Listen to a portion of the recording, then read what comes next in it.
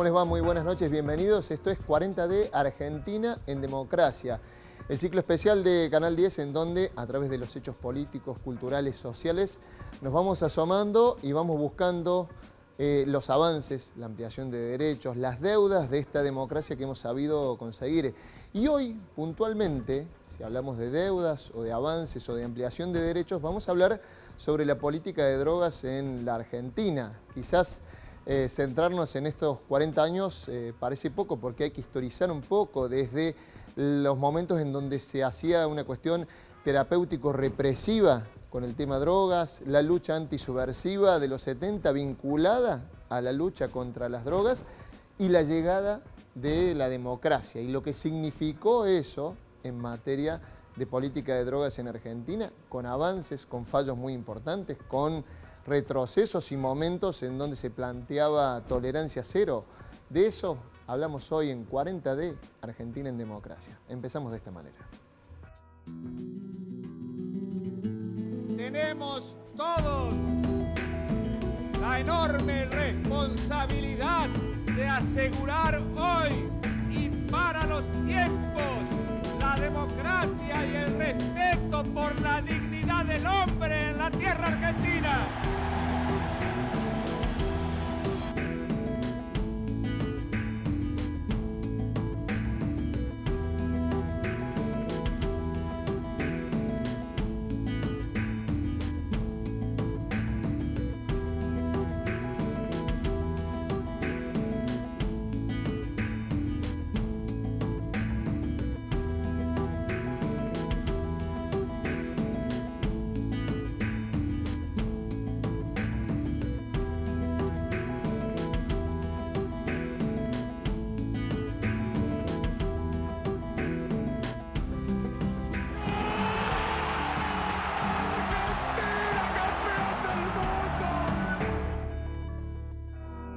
Argentina en Democracia se llama esto y hemos invitado a Raúl Gómez, doctor en Ciencias de la Salud, y a Carlos González Quintana, que es abogado penalista. ¿Cómo les va? Buenas noches. Gracias por estar por aquí. Buenas noches. Gracias por invitarme. Bueno, yo decía recién en la introducción, a veces para saber lo que pasó a partir de la democracia con la política de drogas hay que historizar un poco desde dónde se venía, ¿no? De algunos paradigmas muy duros, el escándalo que hacían ciertas élites por vincular la delincuencia con la droga en cierto momento, principios de siglo, paradigmas represivos terapéuticos, y llegar a una democracia que todavía tiene, como dijimos, ya lo vamos a ver en materia legal, en materia de salud, muchas deudas con la política de drogas, ¿no? ¿Qué se puede decir de eso, Raúl?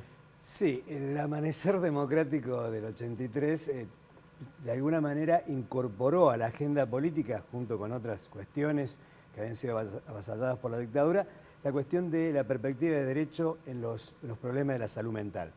En ese sentido, también se cuestionó los dispositivos y el modelo de abordaje que se tenía de las adicciones, de lo que llamamos ahora consumos problemáticos, que era un modelo psiquiátrico policial, claro, básicamente, y que un modelo donde... Con modificaciones había primado eso a lo largo de la historia. De hecho, en el 74, que es la ley vigente al 83, la ley de estupefacientes, se había vuelto a incorporar, después de que la dictadura de Enganí había eliminado, este es un dato, la dictadura de Enganí eliminó del Código Penal penalizar la tenencia para consumo. Claro. Eso es una rareza que excede este programa. Pero, podríamos hacer otro programa con eso. En el 74 se aprueba la ley impulsada, redactada por López Rega, que penaliza en su artículo 6 a la tenencia para consumo. O sea, el consumir se convierte en un delito. Esa es la ley vigente al 83 y ese amanecer democrático que, como te dije, puso en agenda toda una serie de temas vinculados a la perspectiva de derecho, a las cuestiones democráticas, impulsó y fue el claro contexto en el cual, de ahí por ahí Carlos puede hablar mucho más, de un fallo emblemático que es el fallo Basterrica, que establece por primera vez un fallo que despenaliza la tenencia para consumo, la tenencia de droga para consumo, y es un parteaguas porque abre la mirada a mirar los consumos de drogas no como un problema delictual, no como un problema policial, sino como un problema de salud. Entonces, ese fallo... Es importante, digo, en materia de derecho es importante porque, a ver, se sale de una dictadura que vinculó mucho esto, más allá de las leyes, ¿no? Digo, en el discurso oficial vinculaba mucho la lucha antisubversiva con la lucha a las drogas, ¿no? Digamos, y ¿se sale rápido de eso? ¿Cuesta salir, Carlos? Yo creo que al día de hoy, digamos, teniendo una ley sancionada en el año 89, que es la vigente, como decía Raúl, recién reemplazó la ley de López Rega, una ley ya de la democracia, y a pesar de que en el año 94 nuestro país reformó su constitución incorporando una perspectiva que pone como eje central el principio pro homine, donde deja de considerar al ser humano con un fin utilitarista respecto de la persecución justamente del flagelo del narcotráfico. Entiendo que al día de hoy tantos años han pasado, tanta gente ha pagado con su libertad el fracaso del prohibicionismo, que puedo considerar sin ninguna duda de que haber solucionado o intentado solucionar una situación terapéutica o sanitaria aplicando el Código Penal, encerrando a personas, criminalizando personas que eran medidos con dos varas. Por un lado se consideraban adictos y al mismo tiempo delincuentes. Considero que ha sido absoluto fracaso en materia de persecución justamente de esta suerte de problemática social que está supuestamente, digamos, hoy en boga, pero que el hombre ha crecido prácticamente en toda su existencia en la tierra vinculado a sustancias, y la prohibición tiene apenas, no ha cumplido 100 años como paradigma, y antes de esos 100 años las drogas no eran un problema para la humanidad y empezaron a serlo a partir de que se aplica este paradigma que tenemos hasta hoy, que es intentar resolver un problema con una herramienta que claramente no está diseñada para eso. Decís esto que rige ahora, este paradigma que tenemos hasta hoy, pero se bajaban discursos oficiales de alguna manera con las diferentes campañas. Lo que hacemos en este programa también es ir recorriendo un poco aquellas campañas o cuál era el mensaje que primaba. Por ejemplo, en una de las primeras, Destruyamos la droga, 1988, nos asomamos a verla. A los 13 años fumaba marihuana. A los 16 empecé con los ácidos, después me enganché con la cocaína. Desde los 17 años me drogo todos los días. Hoy tengo 20. No quiero vivir más. Ya no me río. No soporto la realidad. Me quiero escapar, pero cada vez necesito más. Necesito ayuda, pero no sé dónde buscarla.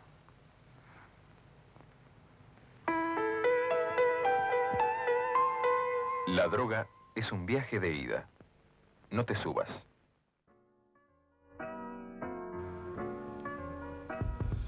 Campaña oficial elaborada por el Consejo Publicitario Argentino. ¿Te acordás de esas campañas? Sí, sí. Gato? Hay que decir que esto de colocar el centro del problema en el objeto droga, o sea, la guerra contra la droga, o sea, dándole una entidad anímica, porque si uno, digamos, si yo te digo que estoy en guerra contra este videotape, vos dirás, ¿qué le pasa a este señor? Pero un gobernante, un funcionario, o hasta un médico puede decir que puede estar en guerra contra un objeto inerte, que es una sustancia. Pero colocar en el centro de la problemática el objeto droga es parte de una orientación construida fundamentalmente por el Estado norteamericano y como punto de partida, empieza mucho antes, pero como punto de partida, como política exterior para imponerse a los Estados aliados, es en 1974 con Richard Nixon, claro, que declara la guerra contra las drogas. De hecho, algo que es interesante, vuelvo un poco antes de la democracia, en los considerandos de la ley López Rega, se utiliza una expresión que te va a sonar. Dice, se debe perseguir este flagelo hasta su aniquilación. Bueno, la misma expresión utilizada en el decreto de aniquilación de la subversión. Entonces, claro, esto continúa en la democracia. Hay rupturas y continuidades. Una ruptura es el fallo Bastarrica, Pero la continuidad es que en el 89, al calor del neoliberalismo y la guerra contra las drogas, nuevamente encabezada ahora por la DEA norteamericana, se funda el Cedronar y la nueva ley de estupefacientes, vigente hasta hoy, que penaliza la tenencia para el consumo, o sea, convierte, como decía Carlos, da un doble estatus a una persona de enfermo y delincuente, o sea, alguien que padece una enfermedad y alguien que a la vez, por padecerla, comete un delito. Con lo cual, hoy tenemos, y hablando de deuda, y estoy quizás contando el final de la película, pero la democracia argentina tiene una gran deuda en relación al abordaje sanitario de la problemática de droga, dado que tiene una ley vigente, completamente vigente, que prevé la combinación de medidas sanitarias con medidas punitivas. Esto es, en la ley vigente uno puede eximirse de un proceso penal, se hace un tratamiento. Claro. Se hace, y si no se cura, vuelve el proceso penal. Entonces, ¿cómo es esto? Si es alguien que padece algo y si no se quiere curar, tiene que ir al proceso penal o cumplir la condena, cumplir la pena. Esta combinación de medidas sanitarias con medida punitiva... Sí, ponelo nomás en, si querés hacer el paralelo en otras patologías, si vos le decís a alguien, che, si no te curás, bueno, vamos a la justicia, digo. Y que tiene que ver con este discurso moralizante y que yo, bueno, Fleco y Male, que es lo último que pasaron, para mí es emblemático. Yo utilizo los videos de Fleco y Male con el siguiente título. Pará, mira, ahí, ¿no? Fíjate, vamos a verlo, Fleco y Male, justamente. Campaña, década del 90. Sí, década del 90, hay varios, ¿no? Fleco y Male, por ejemplo, la que hablaba creo que de la marihuana, 1997, el 1, vamos a ver cómo trabajaban esas campañas en el tema de la droga.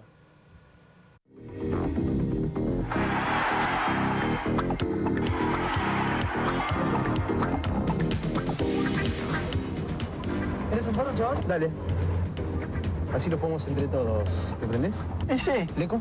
No, yo no. Dale, ratón, si acá no te ve tu papito. ¿Y para qué te fumas un porro? ¿Para qué? Para pasarla bien, estar de onda, ¿entendés? ¿De onda? ¿Con quién? ¿Conmigo o con los narcos? Así que yo me fumo un porro, menos neuronas para mí y más guitas para ellos. Salí, Gil, yo. Dale, vamos, che. Che, de un papelito mejor ni hablar, ¿no? Frente a las drogas, antes de ensayar respuestas, hagamos una buena pregunta. ¿Drogas? ¿Para qué? Campaña emblemática si las hay, ¿no? Totalmente. ¿Carlos? Bueno, mirá, un poco, recién Raúl hablaba del tema de las guerras, la gran guerra global a las drogas declarada por Richard Nixon en el 74. A la postre, después de este tremendo fracaso que ha demostrado esa supuesta guerra, creo que más que guerra a las drogas es una guerra a la pobreza, es una guerra a una sociedad que ha quedado señalada, marginada, excluida, por supuesto desatendida por el Estado, porque el Estado ha entendido que resolver esa situación alcanza solamente con criminalizar y prohibir, descuidando, por supuesto, toda esta cuestión sanitaria de la que recién hablaba Raúl, y hay que hacer mención a una cosa. Estadísticamente, corregime Gato si no, apenas un 5 o un 7% de las personas que usan sustancias tienen un consumo problemático o un uso problemático, son personas a las que habría que atender desde un punto sanitario. El otro 95 o 90, si querés darme unos puntitos más, no tiene en su cuestión sanitaria un problema con ese consumo, pero sí lo tiene a partir de que es tomado por un sistema que lo castiga y que lo presenta a partir de ese momento con un problema que antes no tenía, que es, por supuesto... Vos decís que la política punitivista que hay agrava desde ya que sí, Eso que en un principio no se convierte no sería un problema, digamos, lo termina agravando. Corregime la estadística, Gato, que vos trabajás con En esto. realidad es una minoría, siempre es una minoría de 100 personas que tienen contacto con alguna sustancia, es una minoría. Hay debates, yo hago epidemiología, algunos hablan de un 20% que puede desarrollar algún nivel de problema. Es cierto que los problemas graves están alrededor del 10% de consumo. O sea, obviamente que no solo que del este 10% de la población consumidora. De los consumidores. De los consumidores, no del Pero 10% alrededor de de la un población. 20% Claro. desarrolla algún tipo de problema. Bien. Algún tipo de problema derivado del consumo. Esto es así, pero sigue siendo la minoría. O sea, casi el 80% no lo desarrolla.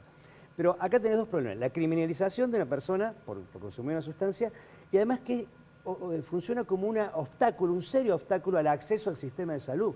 Porque esa persona para acceder tiene que ser estigmatizado, corre riesgo de ser criminalizado. Entonces se convierte en un obstáculo para poder abordar sanitariamente el problema. Y además hay otro. En esto Fleco y Male yo lo doy en clase. Perdón, y la gente y los usuarios que no tenían problemas, porque está dentro de esa otra 80%. franja, empieza a tenerlo a partir de que resulta procesado y encerrado en una cárcel. Mirá, El problema aparece ahí en realidad. Te voy a dejar para el próximo bloque Dale. con lo de Fleco y Male, y es más, vamos a abrir también con otra de las piezas publicitarias que se hacían en aquel momento, que marcaban toda una línea de la campaña de los 90, pero nos vamos a la primera pausa en este 40 de Argentina en Democracia. Estamos hablando sobre las diferentes políticas con las que se ha encarado la lucha contra las drogas, por llamarla de alguna manera, en la Argentina, el paradigma psicológico policial, digamos, de los que hablan los invitados, y la manera punitivista en que se ha encarado, digamos, para los consumidores, una deuda que todavía tiene nuestra democracia. Ya venimos.